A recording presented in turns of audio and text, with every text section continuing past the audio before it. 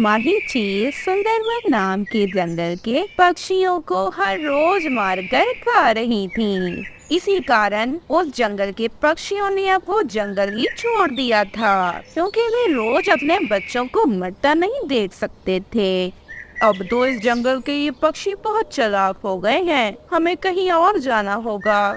हाँ, हमें कहीं और जाना होगा, वरना हम भूखे ही मर जाएंगे। पक्षी बहुत समझदार हो गए हैं, जंगल में कोई पक्षी ही नहीं है। मैं भी पूरे 2 दिन से कुछ भी नहीं खा पाई। फिर वे दोनों चीलें इसी तरह आपस में सलाह मशवरा करती हैं। एक चील एक दिशा की ओर तो दूसरी चील दूसरी दिशा की ओर निकल पड़ती है। माही चील ढोलकपुर नाम के एक जंगल में आ जाती है। माही चील जब उस जंगल में आती है तो वहाँ पर ये देखकर बहुत खुश होती है कि वहाँ तो बहुत से पक्षी हैं। माही चील अपना घोंसला नहीं बनाती, वो एक पेड़ की खोखर में रहने लगती है, क्योंकि वे जानती थी अगर पक्षियों को इसका पता चल गया तो ये पक्षी भी यहाँ से भाग जाएंगे। इस जंगल में तो बहुत से पक्षी हैं। हाय रे, अब तो खाने को रोज रोज ताजा ताजा मांस मिलेगा। एक दिन मिट्ठू तोता नदी पर बैठा गाना गा रहा था कि माही चील छुपकर इसे देख रही होती है।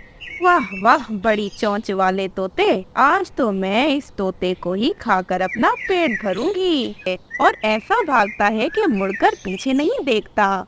रुक रुक तोते, मैं तुझे नहीं छोड़ूंगी, मुझे पागल बना रहा है। बस एक बार तू मेरे पंख लग जा, फिर देखना कि मैं क्या करती हूँ। मिट्ठू तोता जंगल के सारे पक्षियों को इकट्ठा करके चील के बारे में सब कुछ बता देता है। गोरी कौवी और कालू कौवा भी ये सारी बातें सुन रहे थे। अरे, हमें कुछ न कुछ करना होगा। हम मजबूर पक्षी हैं, हम उस चील का मुकाबला नहीं कर सकते, वो बहुत ताकतवर है। बुद्धि से हम हर काम कर सकते हैं। हम अपनी अकल का इस्तेमाल करके इस चील को अपने जंगल से निकाल लेंगे। कालू जी, चलो यहाँ से, मुझे तुमसे बहुत जरूरी बात करनी है। ऐसा कहते हुए गोरी कौवी अपने पति कालू कौवे को अपने साथ अपने घर ले जाती है और अपने घर के दरवाजे पर कुंडी लगाने लगती है और कौवे से कहती है, कालू, मुझे तुम्हें बहुत जरूरी बात बतानी है। असल में मुझे लगता है कि अब इन पक्षियों की मौत इस चील के पंखों ही होनी है। मैंने एक योजना बनाई है। फिर गोरी कौवी कालू कौवे से कुछ बात करती है। ये सुनकर कालू कौवा तो बहुत ज्यादा खुशी खुशी हंसने लगता है। हा हा हा, वाह वाह गोरी, भोजन का भी बंदोबस्त कर दिया और जान भी बच गई। अच्छा चलो चलें अब उस चील के पास। ऐसा कहते हुए दोनों शैतान पति पत्नी उस चील के पास जाते हैं। चील दीदी, कैसी हैं आप? काली कौवी, मैं तो ठीक हूँ, परंतु मुझे लगता है तू और तेरा ये काला पति ठीक नहीं हो। अरे चील दीदी, हम बिल्कुल ठीक हैं और हमें आपसे मिलने का बहुत मन कर रहा था, क्योंकि हमें आपसे बहुत जरूरी बात करनी थी। वैसे तो मैं कौवों से बात नहीं करती, परंतु चलो बताओ क्या बात करनी है काले कौवों। परंतु मेरा ज्यादा समय न जाया करना, वरना यही चीर फाड़ कर खा जाऊंगी तुम दोनों को।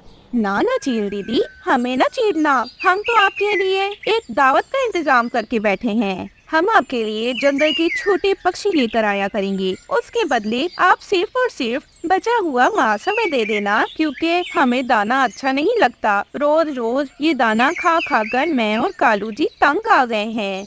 वाह वाह, बात तो तुमने अच्छी की, परंतु बच्चे रोज तुम लेकर आ भी पाओगे या ऐसे ही बातें कर रहे हो हवा में? और हाँ, जब मैं खा लूंगी तो जो भी बचेगा वो तुम दोनों पति पत्नी खा लेना। उसके बदले ये भी है कि मैं तुम दोनों को नहीं खाऊंगी। वैसे भी मुझे काले कौवों का स्वाद ज्यादा पसंद नहीं।